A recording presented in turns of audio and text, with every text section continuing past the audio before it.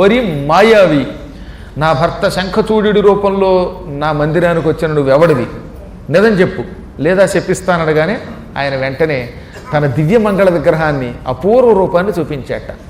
నవీన నీరదశ్యామం శరత్పంకజలోచనం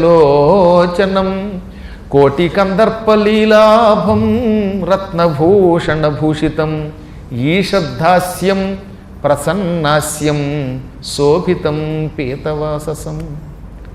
నల్లని మేఘం వంటి ఆకారంతో, తెల్ల తామర పువ్వు వంటి కళ్ళతో, కోటి మన్మధుల సౌందర్యంతో, ఆమూలాగ్రం శరీరమంతా రత్న బంగారాపు ఆభరణాలు, సువర్ణాభరణాలు, రత్నాభరణాలు ధరించి, పసుపచ్చని వస్త్రం ధరించి, చతుర్భుజుడై నెమలి పింఛం కూడా పెట్టుకుని నారాయణ రూపంతో కూడిన కృష్ణ రూపాన్ని దర్శింపజేశాడు. ఆయన చూడగానే మూర్ఛిపోయింది. దుర్మార్గుడా, నువ్వు నా ఆరాధ్య దేవతవి, అయినా ఎందుకు దుర్మార్గుడు అంటున్నానో తెలిసినా, నేను ఎప్పుడూ కృష్ణ కృష్ణ అని నిన్నే తలుచుకుంటాను. కానీ నువ్వు నా భర్తను చంపడానికి నా భర్త రూపంలో వచ్చి శీలభంగం చేసి అన్యాయంగా నా భర్తను చంపావు. నాకు ఇప్పుడు అర్థమైపోయింది ఈ తలుపులేవు కాపల వాళ్ళు ఎందుకు తడుతున్నారు. ఇక్కడ నువ్వు నాతో సంభోగం చేయగానే అక్కడ నా భర్తకు ఆయువు తీరిపోయి ఉంటుంది, శివుడు చంపేసి ఉంటాడు. నీవు నా దగ్గరకు రాకపోతే నా భర్త బతికేవాడు. పతివ్రతకి భర్తే ముఖ్యం. నా భర్త చావుకి మూల కారణం నువ్వే. నీలో దయ లేదు, జాలి లేదు. కాబట్టి నువ్వేం చేస్తావు, ఈ రోజు నుంచి శిలగా మారిపో. శిలాహృదయం నీది, రాతి మనస్సు నీది, కాబట్టి శిలవైపో అన్నది. అప్పుడు ఆయన, వెర్రిదాన, నువ్వెవరివి? తపస్త్వయా కృతం భద్రే మదర్థే భారతే చిరం. నా కోసం ఈ భారత భూమిలో వేల సంవత్సరాలు తపస్సు చేసిన ఉత్తమురాలివి. ఒకప్పుడు తపస్సు చేశావు. ఆ తపస్సుతో గోలోకంలో బృంద అనే పేరుతో రాధ చెలికెత్తిగా పుట్టావు. స్వల్పాపరాధంతో రాధాశాపానికి గురై తులసిగా పుట్టావు. ఇక్కడికి వచ్చి కూడా నిత్యం నీ ఇంట్లో నా విగ్రహాన్ని పెట్టుకు పూజిస్తున్నావు. ఇలా నిరంతరం నన్ను పూజించిన పుణ్యం వల్ల నేను నీ ఇంటికి వచ్చాను. నేను వచ్చిన వాడిని జగద్గురువుణ్ణి. నీకు నాకు భేదం లేదు. నీలో నేనున్నా. అసలు నేను సృష్టించిందే నేను. నీ భక్తికి మెచ్చి ఇక్కడికి వచ్చాను. ఇంకా శంఖచూడు కూడా వాడు నీ భర్త, రాక్షసుడు అనుకోకు. అతడు గోలోకంలో ఉన్న సుధాముడు. నీ కోసం ఆయన కోసం నువ్వు పుట్టారు. మీరిద్దరూ ఈ అవతారాలు చాలించి తిరిగి మళ్ళీ గోలోకానికి రావాలి. రావాలంటే వాడికి చావు రావాలి. లేకపోతే ఎల్లకాలం ఈ రాక్షస జీవితంతో పాపాలు చేసి చేసి నశించిపోతాడు. ఈ రాక్షస జన్మలో ఉన్నంత వరకు పాపాలు ఎక్కువ చేస్తాడు. పాపాల వల్ల మళ్ళీ నరకానికి పోవాలి. నరకం నుంచి మళ్ళీ భూమి మీద పుట్టాలి. మళ్ళీ నరకానికి పోవాలి. అలా వాడు భ్రష్టుడు కాకుండా ఉండడానికి శివుడి చేతిలో వాడికి మరణం వచ్చేలా చేశాను. రావాలంటే బ్రహ్మ నీకు ఇచ్చిన వరం ప్రకారం నీ పాతివ్రత్యం పోవాలి. అందువల్ల నేను ఇక్కడికి వచ్చాను తప్ప మరో కారణం కాదు. అయినా నువ్వు నన్ను ఏమన్నావు? పాషాణ రూపస్త్వం భవేదేవ భవాధునా అన్నావు. ఈ క్షణమే నన్ను రాయి అయిపోమ్మని చెప్పించావు. నీవు భక్తురాలివి. భక్తురాలి మాట మన్నించకపోతే ప్రపంచంలో భక్తులకు విలువ ఉండదు. నేను నిజంగా రాయి అవుతా. కానీ నువ్వేం చేస్తావు? ఈ క్షణమే నీ శరీరం విడిచిపెట్టేయి. నీవు ప్రాణం విడిచిపెట్టేయి. యోగాభ్యాసంతో ముక్కులు, చెవులు, కళ్ళు, నోరు, మలమూత్ర ద్వారాలు, ఈ మొత్తం నవరంధ్రాలు బిగించేస్తే అప్పుడు నీ ప్రాణం ఈ మూర్ధమును, సహస్రార కమలమును భేదించి పగలగొట్టుకుని వెళ్ళిపోతుంది. నీ ఆత్మ తిరిగి గోలోకానికి వెళ్ళి అక్కడ బృంద అనే పేరుతోటి పూర్వపు స్త్రీ రూపం పొందుతుంది. అప్పుడు నీ ప్రాణం పోయింది కనుక శరీరం నేల మీద పడిపోతుంది. నీ శరీరానికి ఒక గొప్ప వరం ఇస్తున్నాను. ఇయం తనుహు నదీరూప గండకీతి చ విశ్రుత పూత సుపుణ్యదా నృణాం పుణ్యే భవతు భారతే. ఈ భారత భూమిలో నీ శరీరం గండకీ అనే పేరుతో ఒక నదిగా మారుతుంది. మళ్ళీ మనకు అనుమానం, నేపాల్లో ఉంది కదా అన్నాడు. ఒకప్పుడు ఇదంతా మందే, తర్వాత ముక్కలు ముక్కలైపోయాయి. ఇది అఖండ భారతం. ఆ రోజుల్లో అఖండ భారతం అంటే ఆ చివరి ఎక్కడో కాలిఫోర్నియా దగ్గర నుంచి ఈ చిట్ట చివరి దాకా ఉన్న భూమండలం అంతటికీ భారతం అనే పేరు. ఈ భారతం వరసగా సప్త ద్వీపములతో ఉండేదన్నమాట. క్రౌంచద్వీపం, కుశద్వీపం, జంబూద్వీపం, ప్లక్షద్వీపం, ఇలాంటి ద్వీపములతో విభజింపబడింది. 5 మహత్తరమైన పంచ నదముల మధ్యలో ఉండేది. అందువల్ల అప్పట్లో నేపాల్ మనలో కలిసి ఉండేది. అందుకే కదా నేపాల్లో సీతాదేవి పుట్టింది. సీతాదేవి అక్కడ జన్మించిన స్థలం అక్కడే ఉంటుంది. అక్కడి నుంచి తీసుకొచ్చి జనక మహారాజు గారు మిథిలా నగరంలో పెంచాడు. నేపాల్ మిథిలా నగరంలో ఒక పార్ట్ కింద ఉండేది అప్పట్లో. జనక మహారాజు గారి సామ్రాజ్యంలో ఒక భాగం, మగధ సామ్రాజ్యంలో ఒక భాగం. అందుకే మగధ మహారాజు గారు అప్పట్లో ఉండేవాడు కదా. ఆయన కొడుకు మనకి గౌతమ బుద్ధుడు ఉన్నాడే, శాక్య శుద్ధోధనుడు. ఈ శుద్ధోధనుడి భార్య అక్కడే పుట్టింది, నేపాల్లోనే ప్రసవించింది. ఇప్పటికీ అక్కడ ఒక వనం ఉంటుంది. ఆ వనంలో పురుడు పోసుకున్నటువంటి శుద్ధోధనుడి భార్య మాయావతి పురుడు పోసుకున్న స్థలం ఉంటుంది. కాబట్టి ఆ రోజుల్లో అఖండ భారతం గనక ఈయన ఏమన్నాడు, నువ్వు భారతదేశంలో నీ శరీరాన్ని విడిచిపెట్టేయి. ఇంతకీ చెప్పొచ్చేది ఏమిటంటే, నేపాల్లో పశుపతినాథాలయము ముక్తినాథ్ ఉంది కదా, ఆ ముక్తినాథ ప్రాంతంలోనే ఈ తులసీదేవి మందిరం ఉండేదట. ఇవాళ మనం ముక్తినాథ్ అని పిలుస్తున్నాం కదా, ఆ ప్రాంతంలో ఉండేవాడు ఈ శంఖచూడు. శంఖచూడు యొక్క రాజధాని ఆ ముక్తినాథ క్షేత్రం. వాడు మంచి విపరీతమైనటువంటి శక్తితో అపూర్వమైన ఆకాశ హర్మ్యాలు కట్టించుకున్నాడు. ఆ ప్రాంతాల్లో హిమాలయాలలో నీవు శరీరం విడిచిపెడతావు, నీ శరీరం నదిగా మారుతుంది, దానికి గండకి అని పేరు వస్తుంది. ఆ గండకీ నది ప్రవహిస్తుంది పవిత్రమైనటువంటి నేపాళ దేశంలో. ఆ గండకీ నదిలో నువ్వు నాకు శాపం పెట్టావుగా, ఈ శరీరం వదిలి కొత్త శరీరం ధరిస్తాను, నా శరీరం ఆ నదిలో పడిపోయి రాళ్ళు కింద మారుతుంది, ఆ రాళ్ళు సాలగ్రామములనే పేరుతో ప్రసిద్ధికి ఎక్కుతాయి, నువ్వు నన్ను శపించవుగా, ఆ శాపం ఇలా ఉపయోగపడుతుంది అన్నాడు. అంటే అమ్మవారు తులసీదేవి శరీరమే గండకి. ఆవిడ పాషాణం అయిపోమంది కనుక ఈయన ఆ పాషాణ వైపమ్మని ఆవిడ చెప్పించిన శరీరం విడిచిపెట్టి కొత్త శరీరం ధరించాడు. ఈ పాత శరీరం నదిలో పడిపోయింది. అది అందంగా, గుండ్రంగా, రకరకాల భంగిమల్లో సాలగ్రామములుగా మారింది. అందుకే గండకి అంటే తులసియే స్వయంగా. సాలగ్రామం అంటే విష్ణువు యొక్క శరీరం. అందువల్ల సాలగ్రామం ఇంట్లో పెట్టుకు పూజిస్తే ఎంతో మంచిది. ఆలయాలలో సాలగ్రామాలు పెట్టి దాన్ని నీళ్లతో అభిషేకించి ఆ నీరు మనకి తీర్థంగా ఇస్తే మనకి పాపాలు పోతాయి. అందుకే తీర్థం ఇచ్చేటప్పుడు సాలగ్రామ శిలావారి పాపహారి విశేషత ఆజన్మకృత పాపానాం ప్రాయశ్చిత్తం దినే దినే అకాల మృత్యుహరణం సర్వవ్యాధి నివారణం సర్వపాపక్షయకరం. సమస్త పాపక్షయకరం అనకూడదు అక్కడ. సర్వపాపక్షయకరం అంటేనే ఛందస్సు కుదురుతుందనమాట. ఆ తర్వాత మనం విష్ణువు అయితే విష్ణు పాదోదకం శుభం, శివుడైతే శివపాదోదకం శుభం, అమ్మవారైతే అంబా పాదోదకం శుభం. ఇలా పలికి ఆ తీర్థాన్ని ఇవ్వాలి. సాలగ్రామము ఆలయములో లేకుండా సాలగ్రామము మీద పోసిన నీరు పళ్ళెల్లోనో లేకపోతే ఏదన్నా గిన్నెలోనో పొయ్యకుండా తీర్థమిస్తే ఆ తీర్థం తీర్థం కాదని, తీర్థం వల్ల మనకు వచ్చే ఉపయోగం లేదని శాస్త్రములు దాని మంత్రంలోనే సాలగ్రామ శిలావారి అన్నారు.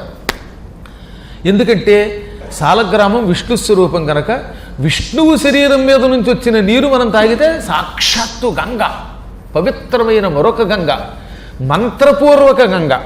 ఈ గంగాజలం సకల పాపాలని హరిస్తుంది. ఇచ్చేవాళ్ళు పుచ్చుకునేవాళ్ళు భక్తితో స్వీకరించి అది గంగ కింద భావించి విష్ణువే మన కడుపులో కడుతున్నాడు అనుకుంటే ఆ జలం కడుపులోకి వెళ్ళడంతో వాడు పరమ పవిత్రుడైపోతాడు.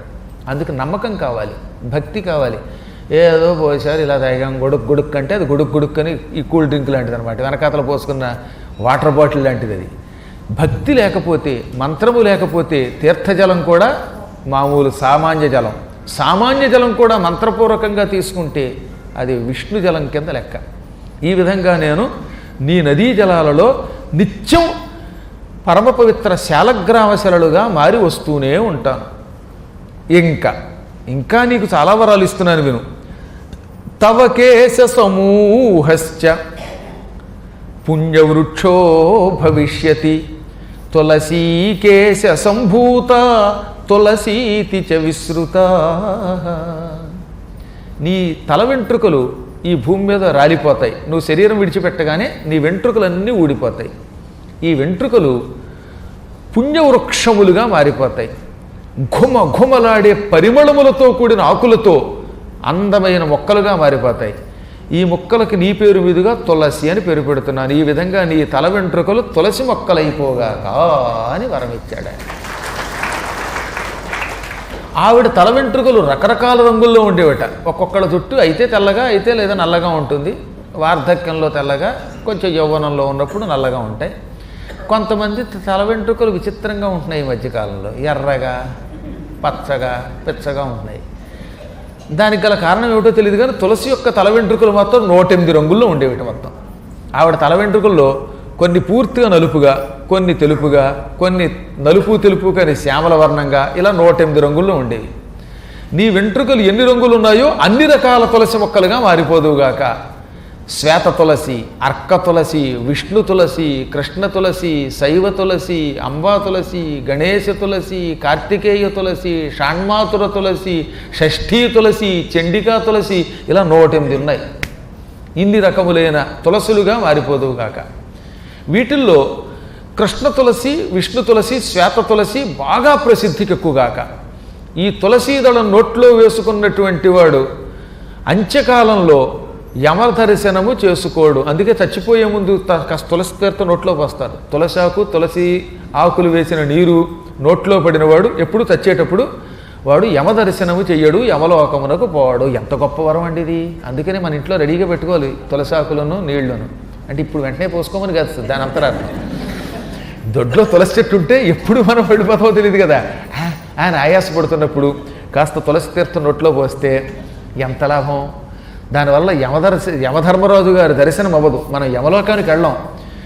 యమలోకానికి వెళ్ళకుండా ఇంకే లోకానికి వెళ్ళినా పర్వాలేదు, కానీ బాబు యముడి దగ్గరికి వెళితే నిర్దాక్షిణ్యంగా తావగొట్టేస్తాడు ఆయన. ఆయన వేసే శిక్షలు అనుభవించడం ఎంత కష్టమో. ఇంకా నిన్నటిదాకా మీరు అష్టమ స్కంధంలో యమలోక వర్ణన విన్నారా?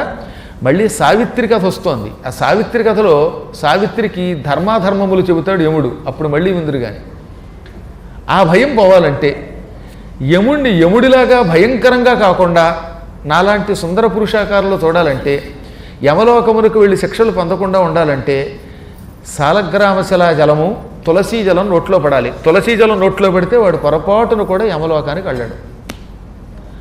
సరే, మీరు పరమభక్తులు నిత్యం చంద్రశేఖర నామస్మరణ చేస్తూనే ఉంటారు. ఈశ్వరుణ్ణి, కేశవుణ్ణి భక్తితో అనుక్షణం తలుచుకుంటే యమభయం ఉండదు.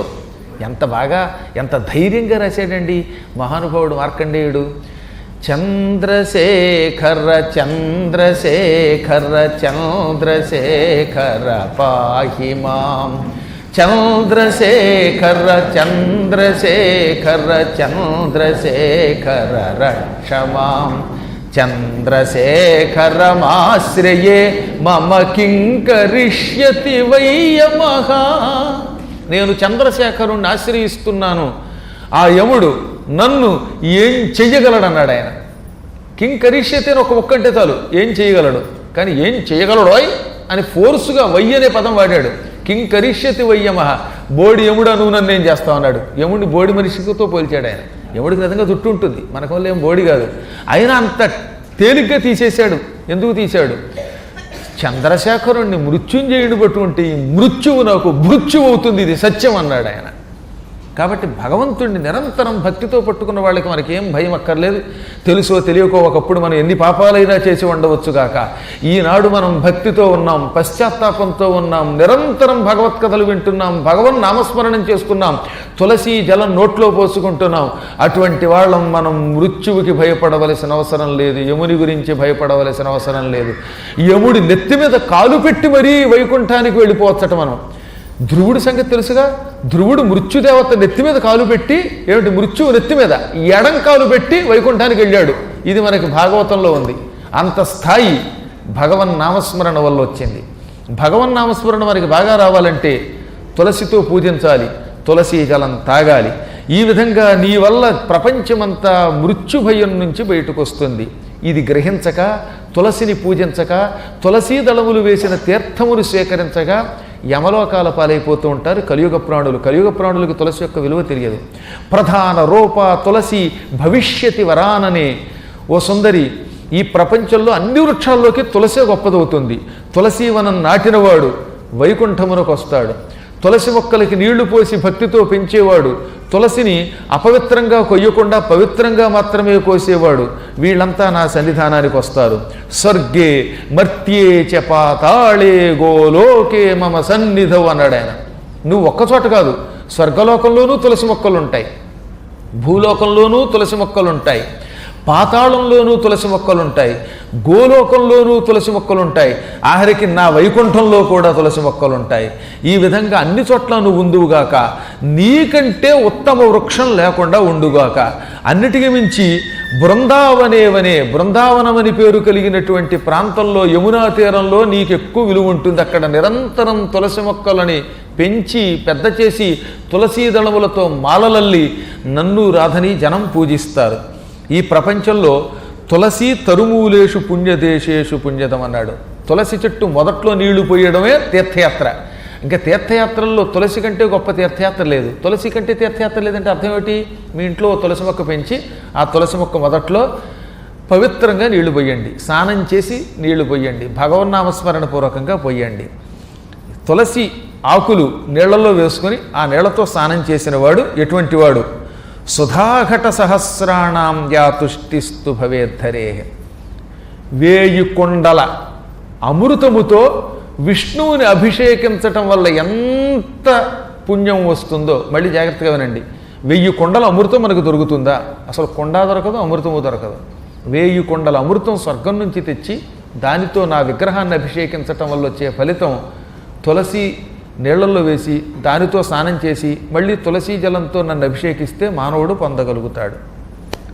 గవామయుతదానేన యత్ఫలం తత్ఫలం భవేత్, తులసీపత్రదానేన తత్ఫలం కార్తికే సతి. కార్తీక మాసంలో ఏ వస్తువు దానం చేసినా అందులో తులసాకు పెట్టాలట. మళ్ళీ వినండి, కార్తీక మాసంలో దానం చేసేటప్పుడు ప్రతి వస్తువులోనూ తులసాకు పెట్టండి. స్వయంపాకం దానం చేసాం, అందులో తులసాకు. ఏవో అరటిపళ్ళు దానం చేసాం, అందులో ఒక తులసాకు ఉంచండి. బంగారం దానం చేసాం, ఒక తులసాకు పెట్టండి. ఇలా కార్తీక మాసంలో తులసాకును పెట్టి ఏ వస్తువు దానం చేసినా ఆ వ్యక్తికి గవామయుత దానేన అన్నాడు. 10,000 గోవులు దానము చేసిన ఫలితం వస్తుంది. పైగా చెప్పింది పద్మాకర్ గారు కదా, విష్ణువు చెప్పాడు తులసితో. అయుతము అంటే 10, గవామయుతదానేన 10,000 గోవులు దానం చేయడం వల్ల వచ్చే ఫలితం. కార్తీక మాసంలో మనం దానం చేసే వస్తువులలో ఒక్క తులసి ఆకు పత్రం పెడితే, ఒక తులసి పత్రం పెడితే అంత ఫలితం వస్తుంది. అందుకే తులసికి అంతటి అపూర్వ శక్తి ఉన్నది.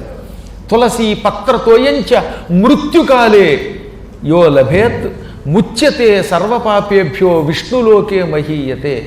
ప్రాణం పోయేటప్పుడు మన నోట్లో తులసీ జలం పోస్తే, తులసాకుతో ఉన్న నీరు పోస్తే ఆ క్షణమే సర్వపాపముల నుంచి విముక్తుడవుతాడు, విష్ణులోకం పొందుతాడు.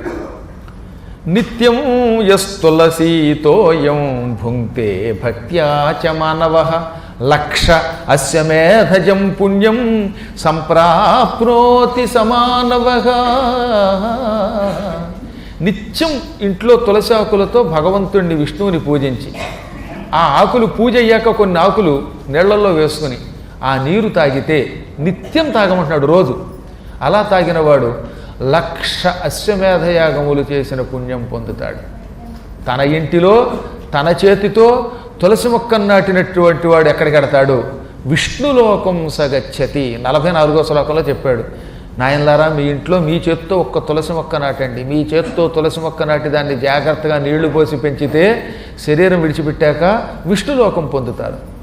ఇంకా తులసి కాష్టాలతోటి, అంటే తులసి చెట్లు ఎండిపోయాక ఆ చెట్టు యొక్క కాడలు ఉంటాయి కదా, మొక్కలో ఆకులు కాకుండా కేవలం చెట్టు యొక్క కాడలు, దాంతో కూడా దండ కట్టి ఈ దండని శ్రీ మహావిష్ణువు మెడలో వేస్తేట అశ్వమేధయాగాలు చేసిన మహాఫలితం వస్తుందన్నారండి. అంటే ఎండిపోయిన తులసి యొక్క ఆ కాడలకు కూడా, ముక్కలకు కూడా, కొమ్మల యొక్క ముక్కలకు కూడా అంత విలువ ఉంది. ఎవడైనా చేతిలో తులసి ఉండగా అబద్ధం ఆడితే మాత్రం వాడు కుంభీపాకానికి పోతాడని చెప్పారు. అందుకని తులసి చేతిలో ఉండగా అసత్యం ఆడకండి. అబద్ధాలు ఆడాలని కోరుకుంటే తులసి తీసి పక్కన పెట్టండి, పక్కవాడి చేతిలో పెట్టేసి ఆ తర్వాత అసత్యం ఆడండి. అంటే అసత్యం ఆడమనే కాదు, కానీ కర్మయోగం వల్ల చేతిలో తులసాకు పెట్టుకుని తులసి తీర్థం తీసుకుంటున్నప్పుడు అసత్యం ఆడేటప్పుడు మాత్రం ఆడకండి. ఓ తులసి దళం కాస్త నీరు గుళ్ళోకి వెళ్ళగానే అర్చకులు చేతిలో పోశారు, అది తాగే ముందు పక్కవాడు వచ్చి ఏమంటే మీ జేబులో 100 ఉందంటే నా 100 నా దగ్గర ఎక్కడుంది అంటాడు, జేబులో 100 కట్టెట్టుకుని కూడా. అబద్ధం ఆడాడా అలాగా చేతిలో తులసి ఉండగా అటువంటి వాడు సయాతి కుంభీపాకంచ యావదందాశ్చతుర్దశ 14 మంది ఇంద్రుల కాలం కుంభీపాకంలో ఉంటాడట. ఒక ఇంద్రుడి కాలం 43,20,000. 14 మంది ఇంద్రులు అంటే 14 × 43,20,000 సంవత్సరములు మాత్రమే కుంభీపాకంలో ఉంటాడు. ఇక ఆ తర్వాత ఉంటేమిటి ఉండకపోతేనేమిటి. అంతకాలం తులసి చేతిలో ఉండగా అసత్యం ఆడితే ప్రమాదం. కాబట్టి ఎవరికైనా కుంభీపాకం ఎలాగో ఉందో చూడాలనిపిస్తే రేపు పొద్దున్న నా దగ్గర రండి, పంపి ఏర్పాటు చేద్దాం. అలాంటి పనులు ఎప్పుడూ సాధ్యమైనంత వరకు చేయడం ప్రమాదం. తులసి తోయ కణికా మృత్యుకాలే చయోలభేత్. తులసి జలం ఇంత ఎక్కువ కూడా అక్కర్లేదు. కణిక అన్నాడు. కణిక అంటే తెలుసుగా, ఇంత పెసరు, ఏ డ్రాప్, ఒక బిందువు పడినా చచ్చిపోయేటప్పుడు, ప్రాణం పోయేటప్పుడు తులసీ జలము ఒక్క బిందువు నోట్లో పడినా రత్నములు తాపడం చెయ్యబడిన విమానం ఎక్కి వైకుంఠే ప్రాప్యతే ధ్రువం, వైకుంఠానికి పోతాడు వాడు. ముఖ్యంగా పూర్ణిమ, ద్వాదశి, ఈ 2 రోజుల్లోనూ తులసిని తప్పక పూజించాలి. ఇక్కడ ఒక విషయం చెప్పాడు, రోజు తులసి దళాలతో పూజించండి, తులసి ఆకులున్న నీరు తీసుకోండి అన్నాడు కదా. తులసి ఆకులు కోయటానికి మళ్ళీ దానికి ఒక నిషేధం ఉంది. ఆదివారము, శుక్రవారము, మంగళవారము ప్రాణాపాయ స్థితిలో కూడా తులసి ఆకులు కోయకూడదు. మరి అలాగ పూజ చేయటం? తులసి ఆకు ఒకసారి కోసింది ఎండిపోయినా 7 రోజులు పనికొస్తుంది పూజకి. పూజించిన ఆకులు మళ్ళీ బయటికి తీసి నీళ్లు తల్లి మళ్ళీ 7 రోజులు పూజించచ్చట. అందువల్ల ఆదివారం కొయ్యకూడదు కనుక, శుక్రవారం కొయ్యకూడదు కనుక, మంగళవారం కొయ్యకూడదు కనుక ముందు రోజు సోమవారమే కోసి పెట్టుకోండి ఇంట్లో. అది ఎండినా పర్వాలేదు, ఫ్రిడ్జ్లో పెట్టినా పర్వాలా. పువ్వులు ఫ్రిడ్జ్లో పెట్టిన వాడకూడదు కానీ ఒక్క ఈ తులసి దళానికి మాత్రం అది ఎండినా ముందు కోసినా వారం రోజుల తర్వాత వాడినా పర్వాలేదు. కాబట్టి ముందు రోజే కొయ్యాలి తప్ప ఈ 3 రోజులు నిషిద్ధం. మళ్ళీ గుర్తుపెట్టుకోండి, ఆది, మంగళ, శుక్ర ఈ త్రిదివసములలో పొరపాటును కూడా తులసీ దళము కొయ్యకూడదు, బిల్వపత్రం కూడా కొయ్యకూడదు. ఇక్కడ బిల్వపత్రం అవసరం లేదు కాబట్టి చెప్పలేదు, కానీ బిల్వపత్రం గురించి కూడా చెప్పాడు. అది కూడా ఆ సమయంలో కొయ్యరాదు. తులసీం ఏ విచిన్వంతి తే చిందంతి హరే శిరః. ఇక్కడ ఒక జాగ్రత్తగా ఉండవలసిన నియమం. ఒంటికి నూనె పూసుకున్నాక చేతులకి నూనె ఉంటుంది కదా, కొంతమంది ఒళ్ళంతా నూనె రాసుకుంటే కానీ స్నానం చేయలేరు. ఈ చేతికి నూనె రాసుకొని, నెత్తికి రాసుకొని, కాళ్ళకి రాసుకొని ఆ చేతులతో తులసి కోసినవాడు, అశుచిగా మైలతో ఉన్నప్పుడు తులసి కోసినవాడు, బయట ఉన్నప్పుడు ఆడవాళ్ళు తులసి కోసిన అటువంటి వాడు విష్ణువు తల నరికిన మహాపాపం పొందుతారట. హరే శిరః తే చిందంతి, వాడు విష్ణువు శిరస్సు నరికినట్టే. అది మహాపాపం. అప్పుడు మనం ఏం చెయ్యాలి? 3 రోజుల పాటు కటిక నేల మీద పడుకుని, రోజు దానికి ప్రాయశ్చిత్తంగా తెలియకుండా చేసిన దానికి 3 రోజులు కటిక నేల మీద పడుకుని, రాత్రి పడుకున్న తర్వాత పొద్దున్న లేస్తంగా లేవగానే పవిత్ర స్నానం చేసి తులసి చుట్టూ ప్రదక్షిణ చేసి, పొరపాటున నేను అశుచిగా ఉన్నప్పుడు కోసి తిని, ఒంటికి నూనె పూసుకున్న చేతితో కోసి తిని, బయట ఉన్నప్పుడు కోసి తిని, ఈ పాపమునకు ప్రాయశ్చిత్తంగా నీ చుట్టూ ప్రదక్షిణ చేస్తున్నాను అనాలి. ఈ 3 రోజులు కటిక నేల మీద దర్భలు వేసుకు పడుకోవాలి. కటిక నేల అంటే మరీ బొత్తిగా ఏం లేకుండా కాదు, దర్భ వేసుకు పడుకోవాలి. అలా పడుకోకపోతే ఆ పాపం పోదట. కాబట్టి పొరపాటును కూడా అలాంటి పని చేయకూడదు. ఇక వీలున్నంత వరకు ఉప్పు నీళ్లు పోయకుండా ఉంటే మంచిది. పూర్తిగా నిషేధం కాదు, కానీ అవకాశం ఉన్నంత వరకు తులసిలో మంచినీళ్లు పోయడానికి ప్రయత్నించండి. తులసి చెట్టు మొదట్లో సాలగ్రామాన్ని పెట్టి పూజిస్తే ఇంకా లక్ష్మీనారాయణులు నిరంతరం ఆ ఇంట్లో కాపురం ఉంటారు.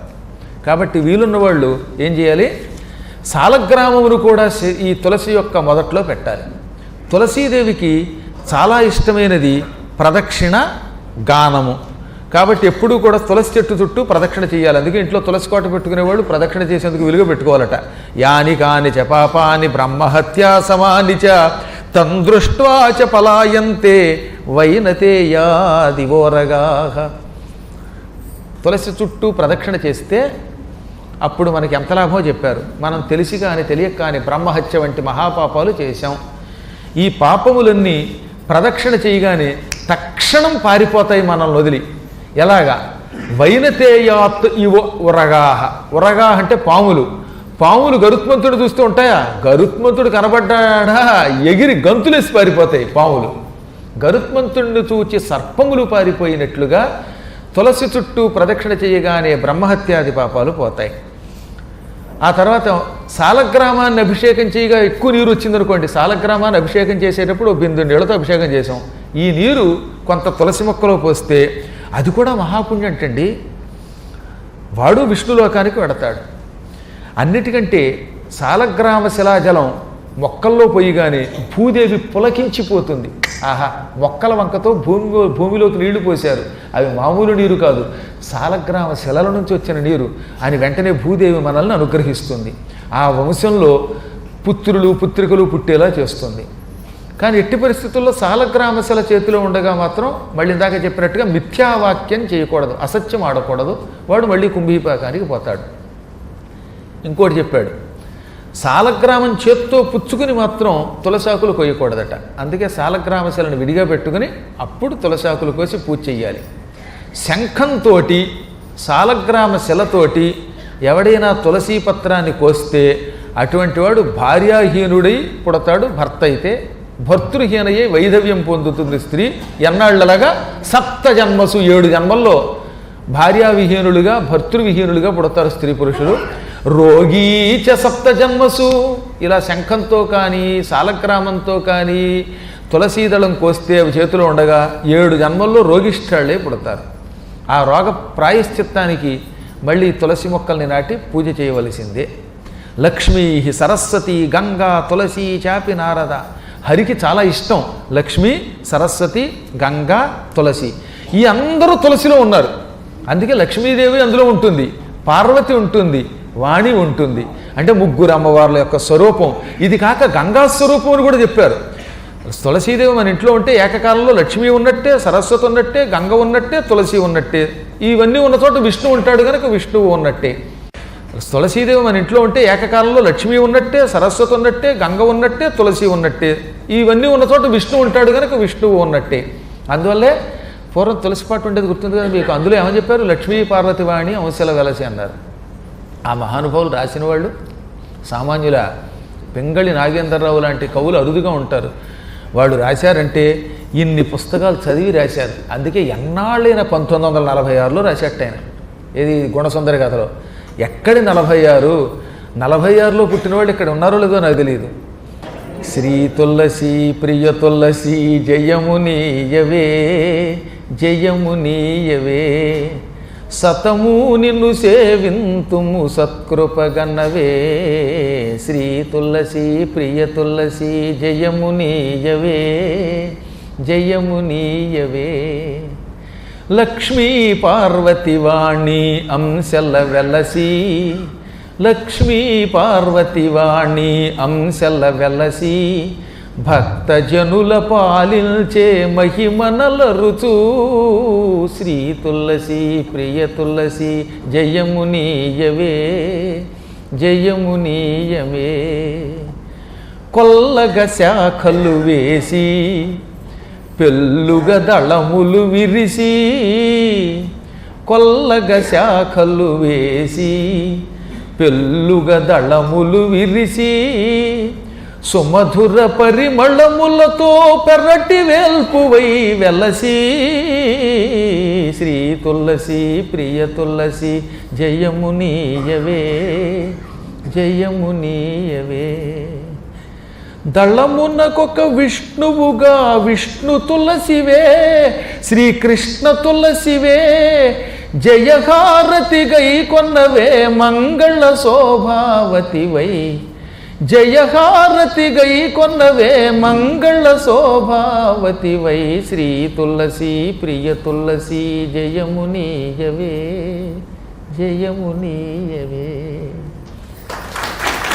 ఈ విధంగా తులసీదేవి ఇటు లక్ష్మి పార్వతి వాణి ముగ్గురిని కలుపుకొని విష్ణు తులసిగా కృష్ణ తులసిగా అనేక రకాలుగా మనల్ని అనుగ్రహిస్తున్నది. ఈశ్వరుడు కూడా తులసి అంటే ఇష్టపడతాడు. ఈశ్వరస్సోపి అన్నాడు. శివుడికి కూడా తులసి సమర్పిస్తే సంపదలు ప్రసాదిస్తాడు. ఇది పరమ పవిత్రమైనది. తులసి యొక్క ఆవిర్భావం. తులసికి విష్ణువులా వరమివ్వగానే తులసీదేవి శరీరం గండకీ నదిగా మారింది. అందులో విష్ణువు సాలగ్రామం అయ్యాడు. ఆవిడ కేశపాశములు ఇన్ని రకములుగా వృక్షములుగా మారి సమస్త లోకాలకి ఉపయోగపడుతున్నాయి అని ఈ కథ అంతా ఎవరు చెప్పారు? అది మర్చిపోకూడదు మనం. శ్రీ మహావిష్ణువు నారదునికి చెబుతున్నాడు. మొత్తం నవమస్కంధం అంతా నారదునికి ఆయన అడగ్గా ఒక్కొక్కటి విష్ణువు చెబుతున్నాడు. ఇప్పుడు నారదుడు తులసిని పూజించే విధానం క్లుప్తంగా చెప్పమంటే ఏమని చెప్పాడు ఆయన ఇప్పుడు చెప్పడం మొదలుపెట్టాడు. భక్తితోటి ముందుగా తులసి దగ్గరికి వెళ్ళాలి. అక్కడ మొక్కలో కాకుండా కింద దూరంగా దీపారాధన చేయాలి. తులసి దగ్గరికి వెళ్ళేటప్పుడు దీపారాధన చేసేటప్పుడు తులసి కోట లోపల పెట్టకూడదట. ఈ దీపం వేడికి తులసి మాడిపోతే మహాపాపం. వృక్షములకు ఎప్పుడూ దగ్గరగా దీపారాధన చెయ్యకండి. చెట్లకి మూల దగ్గరగా కనుక దీపం పెట్టి వెలిగిస్తే ఈ వేడికి చెట్టు చచ్చిపోతే ఇక మీ పాపాలకి ప్రాయశ్చిత్తం లేదు, మిమ్మల్ని ఎవడూ బాగు చేయలేడు. మహాపాపాల్లో కల పాపం చెట్టు మూలలో దీపం పెట్టడం. చెట్టుకి కొంచెం దూరంగా పెట్టాలి. దీపాలకు ఒక నియమం ఉంది, ఎక్కడ పెడితే అక్కడ పెట్టకూడదు. గణపతి దగ్గర కంటే వెళ్ళిపోయి ఆయన విగ్రహం తగలడేలాగా అక్కడ విగ్రహం పెట్టడం. అప్పటికి పాపం చుట్టూతా అవేవో ఇనప కడ్డీలు పెట్టారు. ఈ కడ్డీ బొర్రుల్లాగా మళ్ళీ లోపలికి పెట్టేస్తున్నారండి. ఏం మనుషులండి, వీళ్ళని ఎలా బాగు చేయాలో నాకు తెలియట్లేదు. గురువు గారికి హారతి ఇస్తే పుణ్యం అని చెప్పాను ఒకసారి పురాణంలో, ఎప్పుడో నా కర్మయోగం వల్ల. నేను పురాణం చెబుతున్నప్పుడు అప్పుడు అంటే ఇలాగైతే కొంచెం ఎక్కడం కష్టం, కానీ అక్కడ టేబుల్ వేసేవారు. ఆ టేబుల్ కింద కాళ్ళు ఎట్టుకుని ఇలా కూర్చుని చెప్పేవాడిని. పురాణం అయ్యేలోపు ఒక ఆవిడ వచ్చి టేబుల్ కింద పెట్టేసి మొత్తం హారతి పంచంటుకుపోయింది. ఇక చూడండి, పరుగు కొంతమంది వచ్చి, నిజంగా ఇది వెంకటేశ్వర స్వామి గుళ్ళో జరిగింది ఏలూరులో. కాబట్టి హారతి ఇమ్మంటే పంచి అంటించమనే, కొంచెమైనా బుర్ర ఉంటుందా? అందుకని కంచె వేస్తున్నారు చుట్టూతా. ఈ కంచెను తొలగించుకుని మరీ లోపలికి వెళ్ళి పంచి అంటిస్తే ఇక మనుషుల్ని ఏం చేయాలో తెలియట్లేదు అనమాట. కాబట్టి జ్ఞానముతో అర్చన చెయ్యాలి. ఎప్పుడు ఎలా చేయాలో అలా చెయ్యాలి. ఆ చెట్లను కొంచెం బ్రతికించండి, మీకు పుణ్యం ఉంటుంది. కంచె వేసినా మన బుద్ధిలో మంచితనం లేకపోతే వాటిని తొలగించుకుపోతాం, అంతే. ఏం చేస్తాం? తులసికి దూరంగా దీపం వెలిగించాలి. ఆ తర్వాత వినయముగా నమస్కరించి, అమ్మా తులసి నీ పూజ చేస్తున్నావు అనాలి. ముందుగా కొంచెం నీళ్ళు అందులో మొక్కలో పోసి అప్పుడు ఆచమనం చేసి యథాశక్తిగా సంకల్పం చెప్పుకొని, తులసీదేవికి తీపి అంటే చాలా ఇష్టమట. పంచదార కానీ బెల్లం మొక్క కానీ నైవేద్యం పెట్టాలి. నైవేద్యం పెట్టాక ఈ తీపిని తీసుకెళ్ళి ఎవరికైనా పెట్టేయాలట. మొక్క దగ్గర ఎక్కువసేపు పెట్టకూడదు. ఆ తర్వాత ఏం చేయాలి? భక్తితోటి ఒక మంత్రాన్ని జపిస్తే మంచిదన్నారు. తులసికి ఒక మంత్రం ఉంది, ఆ మంత్రం మీకు చెబుతున్నాను అనండి అందరూ కూడా. స్వయముగా విష్ణుమూర్తి అందించిన తులసి మంత్రం ఇది. ఓం శ్రీ మహాగణాధిపతయే నమః, శ్రీ గురుభ్యో నమః. ఓం శ్రీం హ్రీం క్లీం కాదు, ఐస్ క్రీమ్ కాదు, హ్రీం. హా యారాల వల్ల హా ఉంటుంది, హీ రాసి కింద రావచ్చు అనమాట. హ్రీం క్లీం ఐం బృందావన్యై స్వాహ. ఓం శ్రీం హ్రీం క్లీం ఐం బృందావన్యై స్వాహ. దేవీ భాగవతంలో 25వ అధ్యాయంలో 9వ స్కంధంలో 9-10 శ్లోకాల్లో ఈ మంత్రాన్ని విష్ణువు రచించి ఇచ్చాడు. చాలా గొప్ప మంత్రం. రోజు చేయకపోయినా తులసి పూజ చేసేటప్పుడు ఈ మంత్రాన్ని అక్కడ జపం చేసి అప్పుడు తులసికో నమస్కారం చేసినా హారతి ఇచ్చినా అఖండ ఫలితం ఇస్తుందిట. ఇంకా ఫలితం ఇంత అంత అని చెప్పలేం. శ్రీకృష్ణుడి యొక్క సంపూర్ణ అనుగ్రహం పొందడానికి ఎంతకంటే ఉత్తమ మార్గం లేదన్నాడండి భగవంతుడు. కృష్ణుడికి ఈ మంత్రం అంటే ఇష్టం. తులసీ మంత్రాన్ని జపించి తులసిని పూజిస్తే వాడు తులసీవనం నాటి తులసీవనంతో కూడిన స్థలం దానం చేసిన పుణ్యం పొందుతాడు. అసలు ఈ రోజులో స్థలదానమే చేయటం లేదు, ఇంకేకంగా తులసి ఉన్న తోటను ఎవడు దానం చేస్తాడు? కానీ ఈ మంత్రమును నిత్యము జపిస్తూ ఇన్ని నీళ్లు తులసి మొక్కలో పోసినటువంటి పుణ్యాత్ముడికి తులసీవనము దానము చేసిన పుణ్యము వస్తుంది, తులసీవనం మధ్యలో ఉన్న పుణ్యము వస్తుంది, బృందావనం దర్శనం చేసిన పుణ్యం వస్తుంది. ఎవరికైనా ఓపికంటేట కార్తీకీ పూర్ణిమాయాంచ తులస్యా జన్మ మంగళం. కార్తీక పూర్ణిమ నాడు బృందావనానికి వెళ్ళి, బృందావనానికి వెళ్ళకపోతే ఈ మన ఇంట్లో తులసి దగ్గరికి వెళ్ళి, ఎప్పుడు? కార్తీక పూర్ణిమ నాడు తులసి యొక్క ఈ కథ గుర్తుకు తెచ్చుకొని తులసి మీద ఒక పాట పాడి ఇన్ని నీళ్లు తులసి మొక్కలో పోస్తే తులసిని మనం స్తోత్రం చేస్తే ఇందాక చెప్పిన మంత్రంతో అటువంటి వాడికి జీవితంలో పునర్జన్మత్తడు శాశ్వత గోలోకమే పొందుతాట. సర్వపాపముల నుంచి విముక్తి పొంది శ్రీకృష్ణుడి యొక్క సన్నిధానం పొంది తీరుతాడు. ఇది శిరోధార్యం అన్నాడు నారదునితో. నేను చెప్పిన మాట విను, కార్తీక పూర్ణిమ నాడు అవకాశం ఉంటే బృందావనం వెళ్ళలేకపోతే నీ ఇంట్లో కూర్చో, తులసి మొక్కలో ఇన్ని నీళ్లు పోయి అక్కడ తులసి యొక్క మంత్రం ఓం శ్రీం హ్రీం క్లీం ఐం బృందావన్యై స్వాహ మంత్ర జపం చెయ్యి, తులసి చుట్టూ ప్రదక్షిణ చేసి ఇంత పూజ చెయ్యి, నీవు గ్యారంటీగా నా లోకానికి వస్తావు, నీకు పునర్జన్మ రాదని చెప్పేశాడు సుస్పష్టంగా. ఇది నువ్వు పాటించన్నాడు. కాబట్టి కార్తీక పూర్ణిమ ఎంత గొప్పదో ఆలోచించండి. ఆ రోజు రాధకి బాగా ఇష్టమైనటువంటి దివసం. అందుకే రాధాదేవికి ప్రీతిపాత్రమైన రోజున ఈ బృందామంత్రమును చెయ్యాలి. ఆ బృందయే తులసి యొక్క ఆత్మయే ఇప్పుడు బృందా అనే పేరుతో వనమై, వనం అంటే తోట, బృందావనం అంటే బృందా అనే పేరు కలిగిన ఒక ఆవిడ పేరు మీదుగా ఏర్పడిన తోట. ఈనాడు మధుర దగ్గర ఉన్న బృందావనం ఒక తోట ఒకప్పుడు. ఆ తోట కాస్త ఇవాళ తోట పోయింది, మనలాంటి వాళ్ళందరూ ఆక్రమించుకున్నారు, దాంతో అది నగరం అయిపోయింది. కానీ ఒకప్పుడు ఎక్కువగా చెట్లు ఉండేవి, మంచి వనం ఉండేది. ఆ వనంలో కృష్ణ పరమాత్మ నిరంతరం సంచరించేవాడు. ఎందుకంటే అది మామూలు నగరం కాదు, తోట కాదు, అది బృంద యొక్క శరీరం. అందుకే అక్కడ నడిచేవాళ్ళు చాలా జాగ్రత్తగా ఉంటారండి. ఇది బృందాదేవి తులసీదేవి యొక్క శరీరం, ఆ శరీరమే ఈ భూరూపంలో ఉన్నది. అందువల్ల ఇక్కడ ఎక్కడ పడితే అక్కడ ఉమ్మకుండా ఉండాలని జాగ్రత్త పడి ఉమ్ము వేయడానికి కూడా కొన్ని నియమాలు పెట్టుకున్నారు. ఏ బాత్రూములోనూ అక్కడే వేస్తారు, మలమూత్రాలు ఎక్కడ పడితే అక్కడ విడిచిపెట్టకుండా ఉండేవారు. ఆ నేల మీద పొల్లిగింతలు పెడుతూ దొర్లు ప్రదక్షిణలు చేస్తారు. అక్కడ నాకు ఆశ్చర్యం కలుగుతుందన్నమాట. అలా సాష్టాంగపడుతూ అలా సాష్టాంగపడుతూ అలాగే మొత్తం బృందావనం అంతా తిరిగే పుణ్యాత్ములు ఉన్నారు. అక్కడ ఉన్నంత వరకు కూడా రాధామాధవుల్ని తలుచుకోవాలి. బృందావనంలో కృష్ణుడికి తన పేరు కంటే రాధ పేరు అంటే ఇష్టం అంట. అందుకే రాధా రాధా అంటారు అక్కడ. హే రాధే రాధే అని పిలుస్తూ పోతారు. రాధాదేవికి కృష్ణనామం ఇష్టం, కృష్ణుడికి రాధానామం ఇష్టం. వెలసి జ్ఞానులు రాధామాధవులు ఇద్దరినీ తలుచుకుంటారు. అందువల్ల రాధామాధవ రాధామాధవ అనుకుంటూ తిరగడమే జయదేవుడికి సమ్మతం. జయదేవుడు రాధామాధవయోర్ జయంతి అంటాడు ఆయన. మేఘైర్మేదురమంబరం వనభువశ్యామాస్తమాలద్రుమై నక్తం భీరురయం త్వమేవ తదిమం రాధే గృహం ప్రాపయ. ఇత్థం నందనిదేశితశ్చలితయోః ప్రత్యధ్వకుంజద్రుమౌ రాధా మాధవయోర్జయంతి యమునాకూలే రహకేలయః. ఒకప్పుడు రాధాదేవిని పిలిచి వసుదేవుడు నందుడు కృష్ణుడిని చేతిలో పెట్టాట. అక్కడి నుంచి రాధామాధవులిద్దరూ యమునా నదిలో ఉన్న ప్రాంతం నుంచి బృందావనంలోకి అడుగుపెట్టారు. బృందావనంలో అన్ని చెట్లు ఉండేవి, పొదలు ఉండేవి. ఈ పొదలన్నిట్లోనూ వాళ్ళు కనపడ్డారటండి. ఇప్పుడు నేను ఇక్కడ కూర్చుంటే అక్కడ కనపడలేను.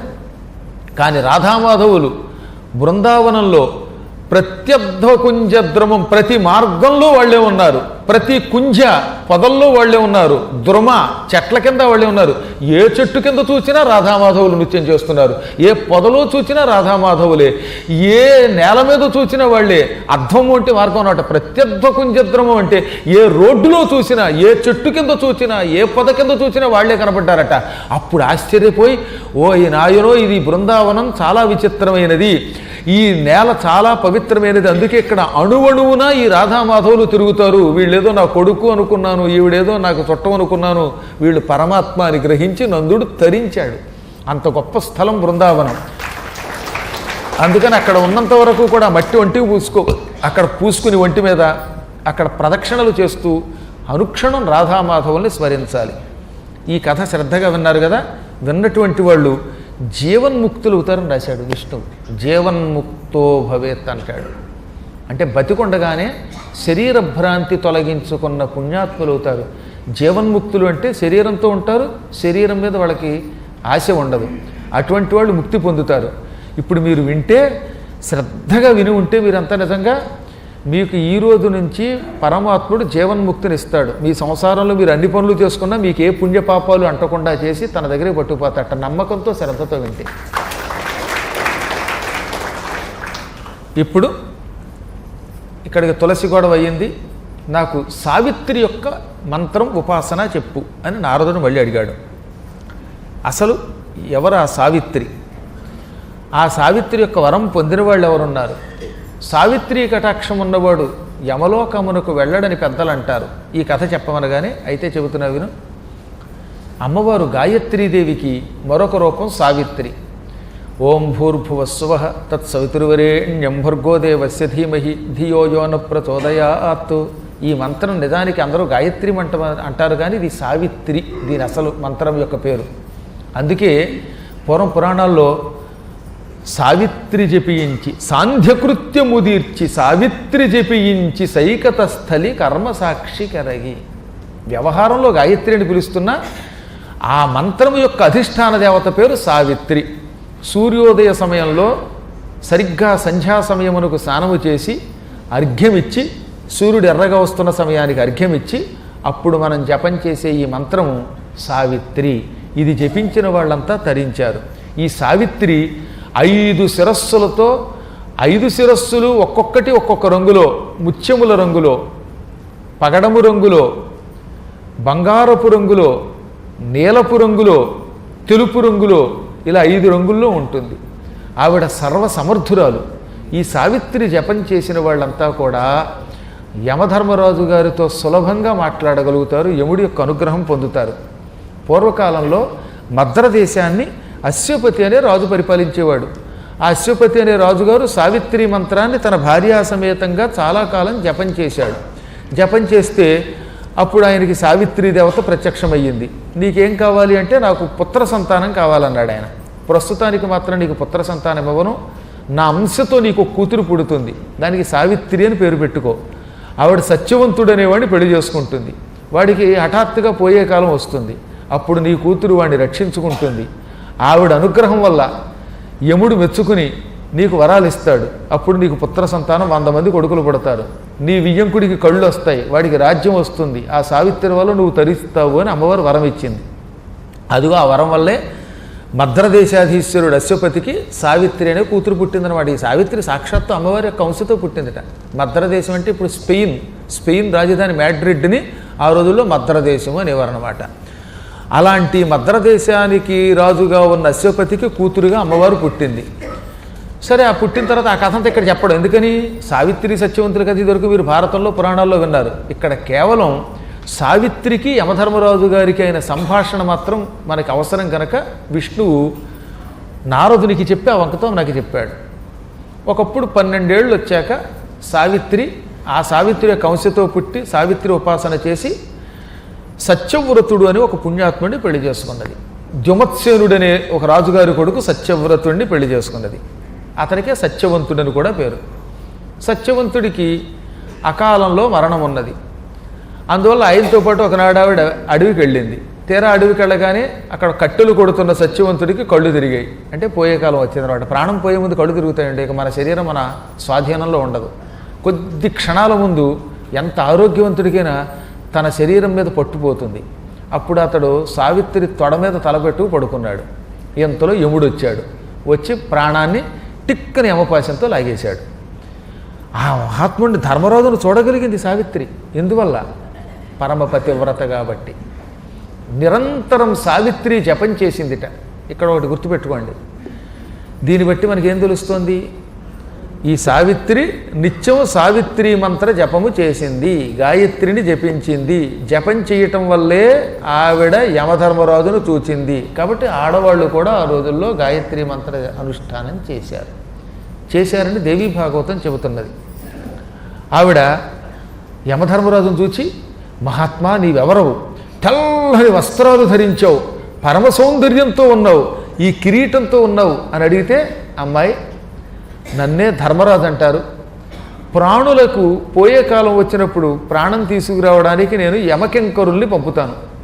కానీ నీ భర్త పుణ్యాత్ముడు, తల్లిదండ్రుల్ని సేవించాడు, భార్యని ప్రేమించాడు, నిత్యం మంచి పనులు చేశాడు.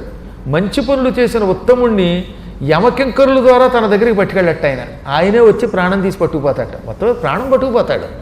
కాకపోతే కొంచెం ప్రమోషన్. యమకింకరుల ద్వారా పట్టుకుపోకుండా ఆయన స్వయంగా వచ్చాట. దీన్ని బట్టి మనకేం తెలుస్తుందనమాట? సత్యవంతుడు ఎంత గొప్పవాడైనా యమలోకమునకు వెళ్ళవలసిన కర్మ ఇంకా ఉంది. అందుకే యముడు వచ్చి ఇతన్ని కొంతకాలం కొద్దిగా యమశిక్షలకు గురి చేసి ఆ తర్వాత పుణ్యం అనుభవించడానికి స్వర్గానికి పంపుతాట. ఆయన పూర్తిగా స్వర్గానికి వెళ్ళేని పుణ్యాలు చేయలేదు. కానీ ఆయన అదృష్టం ఒకటి సావిత్రి భార్య అవటం. ఎక్కువ మంది యోగం ఏమిటంటే వాళ్ళు ఏ నరకానికి పోయే యోగం ఉన్నా ఇంట్లో వాళ్ళ భార్యలు పుణ్యాత్పురాళ్ళు అయితే ఈ యమలోకానికి పోయేవాడిని ఈడ్చుకొచ్చి స్వర్గానికి పంపుతారు.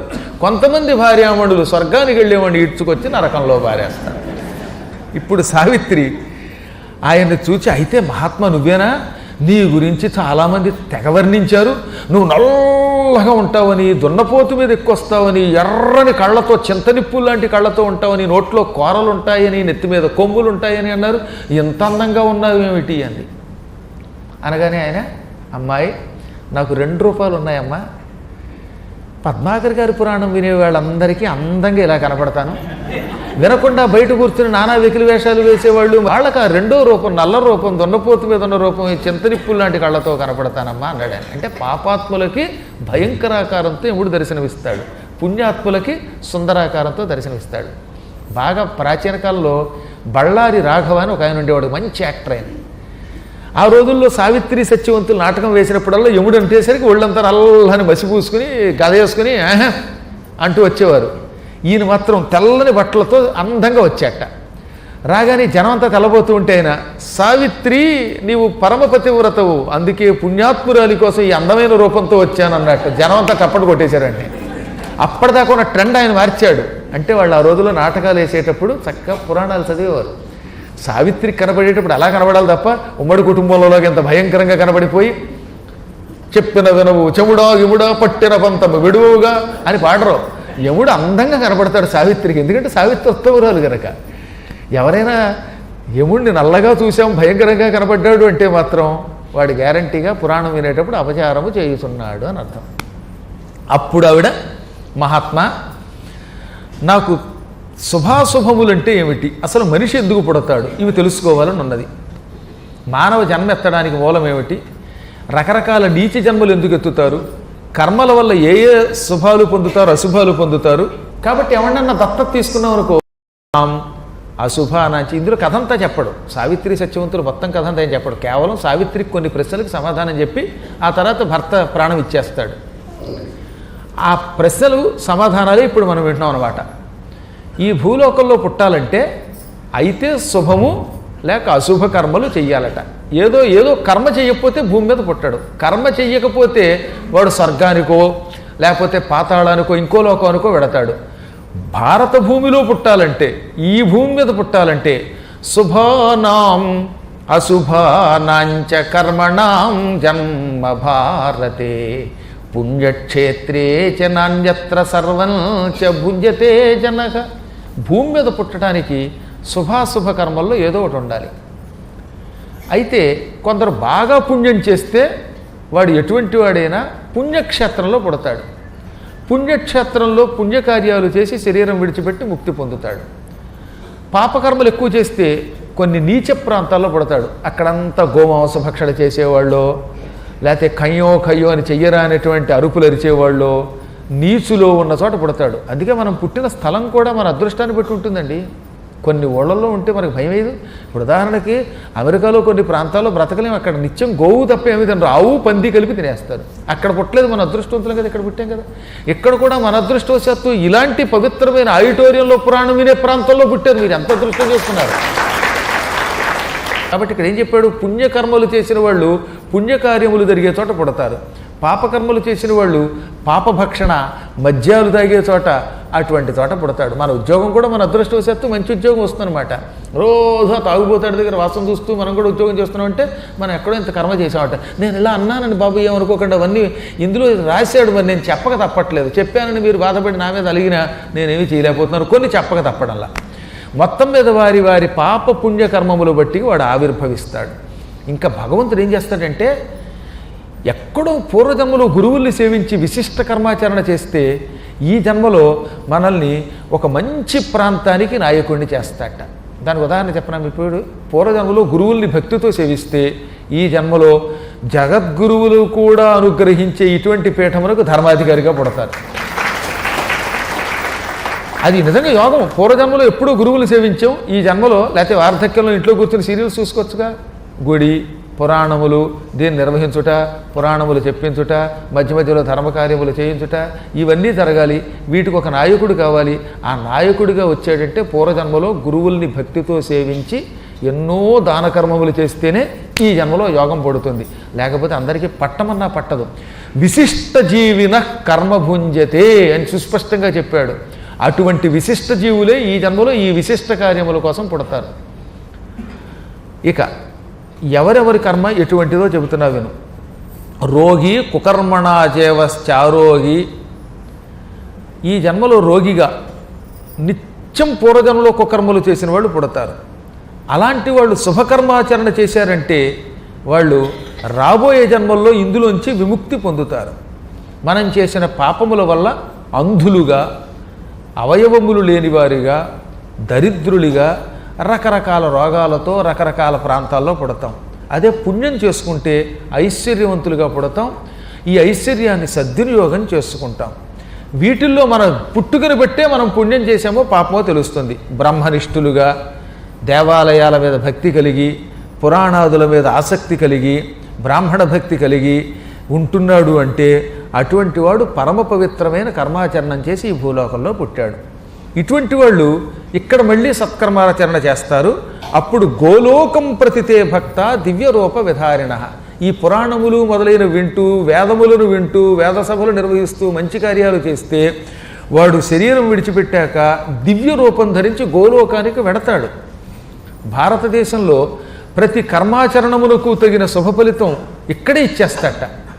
ఇది చాలా అద్భుతమైన ఘట్టం. ఇది ఇందులో కొన్ని తప్పక మనం తెలుసుకోవాల్సినవి ఉన్నాయి. అటువంటి వాటితో మళ్ళీ రేపటి రోజు కార్యక్రమంలోకి అడుగు పెడదాం. 9 రోజులు శ్రద్ధగా వింటే చిట్ట చివర మణిద్వీపం కూడా విని తరించెదరుగాక. స్వస్తి ప్రజాభ్య పరిపాలయంతాం న్యాయ్యేన మార్గేణ మహీం మహిషాః. గోబ్రాహ్మణేభ్యः శుభమస్తు నిత్యం. లోకాः సమస్తాः సుఖినో భవంతు.